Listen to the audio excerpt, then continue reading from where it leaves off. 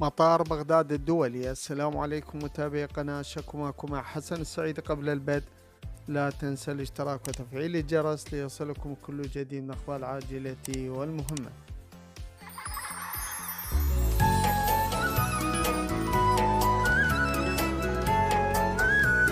توضيح بشأن أصوات صفارات الإنذار في مطار بغداد الدولي. أفاد مصدر أمني اليوم الجمعة بتوضيح بشأن أصوات صفارات الإنذار في مطار بغداد الدولي، وقال المصدر إنه تم اليوم الشروع بتدريبات واختبارات من خلال تشغيل منظومة الدفاعات الجوية في قاعدة فيكتوريا العسكرية في مطار بغداد الدولي ونصب صفارات إنذار جديدة. ونفى المصدر في ذات الوقت ما تناقلته مواقع التواصل الاجتماعي من أنباء عن استهداف المطار.